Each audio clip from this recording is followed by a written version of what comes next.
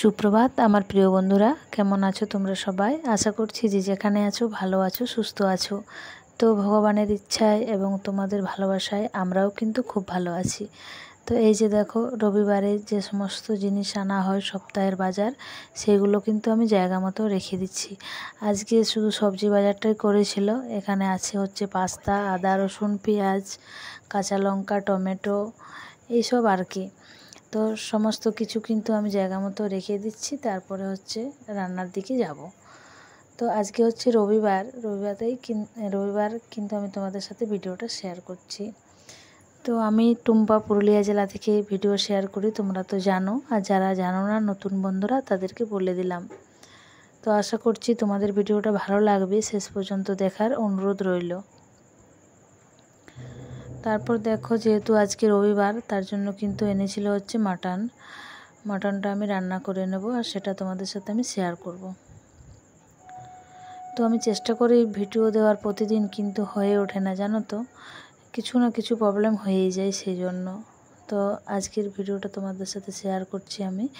এই যে দেখো, গরম তেল কিন্তু গরম হয়ে গেছে। আমি গোটা গরম মশলা ফোড়নে দিয়ে দিলাম। এরপর দেবো কিন্তু পেঁয়াজ কুচি। মাটন বলো, মাছ মাংস রান্না সবাই পারে। আমি কিন্তু রান্নার রেসিপি কোনো দেখাচ্ছি না, আমি সেরকম রান্না জানি না। আমি যেটা করছি ব্লগের মাধ্যমে আমি তোমাদেরকে সেটাই শেয়ার করছি।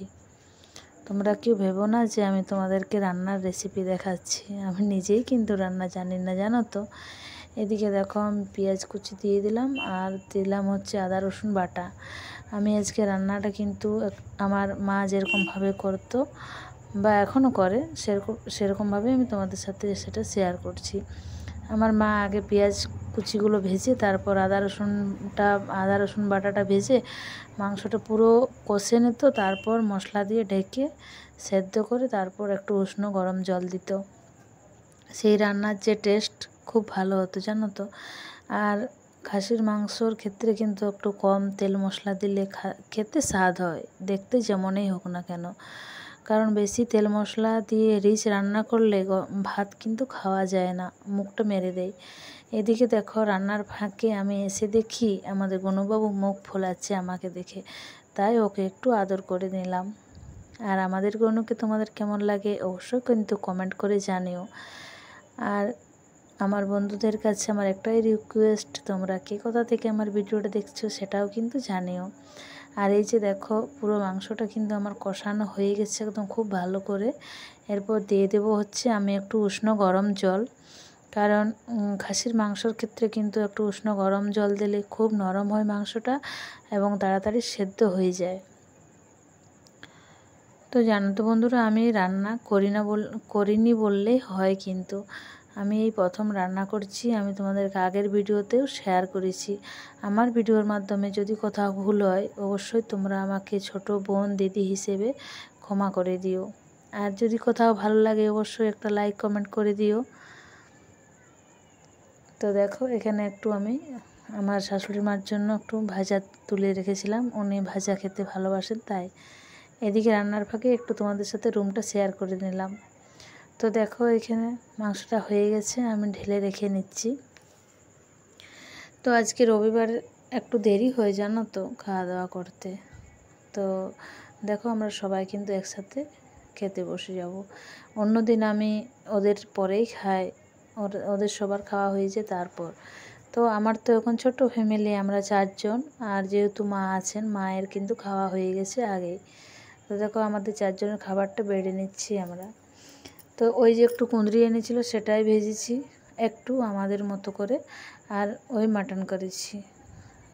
বেশি মাছ মাংস হলে না সবজি কেউ খেতেই চায় না। আর এদিকে দেখো, খাওয়া দাওয়াটা সেরে কিন্তু আমি প্রথমে গ্যাসটা মুছে নিচ্ছি, তারপরে ধুতে যাব হচ্ছে বাসন। জানো তো বন্ধুরা, খুব আশা নিয়ে কিন্তু আমি এই নতুন কাজ শুরু করেছি। তোমাদের ভালোবাসা আমার কিন্তু খুব প্রয়োজন, তোমরা একটু আমাকে সাপোর্ট করো। আর এই যে দেখো, আমি এখন কলতলাতে চলে এসেছি বাসন ধুতে। এটা হচ্ছে আমাদের হাউস কানেকশন কল। জানো তো, আগে আমাদের বাড়িতে কল ছিল না, যখন খুব অসুবিধা হতো। টাইম কল থেকে জল এনে বাসন ধোয়ার থেকে বাথরুমের কাজ, ধোয়া মাজা সমস্ত কিন্তু আমাদের টাইম কলের জলেই করতে হতো। আর এখন এই কলে কিন্তু আমাদের কোনো অসুবিধা হয় না, সব সময় একরকম জল পড়ে। সকালবেলা একটু বন্ধ হয়, আবার 8টার থেকে সেই সকাল 8টা পর্যন্ত একই রকমভাবে জল পড়ে। তো দেখো এখানে আমি সমস্ত বাসন ধুয়ে নিচ্ছি।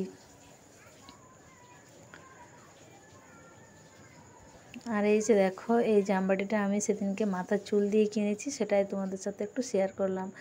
আর এই যে আমার বাসনগুলো, আমার এখনও বেশি বাসন হয়নি জানো তো।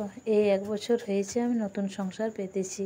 তো যেহেতু আমার রান্নাঘরটা খুব ছোট আর এখনও কমপ্লিট হয়নি, তাই আমার বাসন রাখার কোনো জায়গা নেই বলে আমি এই ঝুড়ির মধ্যেই সমস্ত বাসন রাখি।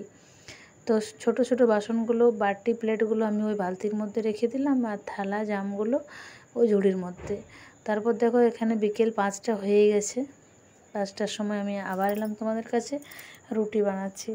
জানো তো খুব মেঘ করেছে, আর যেহেতু আমার জানালাটাতে গ্রিল দেওয়া নেই, কোনো দেওয়া নেই, সেই জন্য কিন্তু বৃষ্টি পড়লে ডাইরেক্ট এসে যায় গ্যাসের কাছে, তাই কিন্তু খুব অসুবিধা হয় রুটি করতে। এদিকে দেখো রুটি করার ফাঁকেও কিন্তু গনু আমার কাছে চলে এসেছে।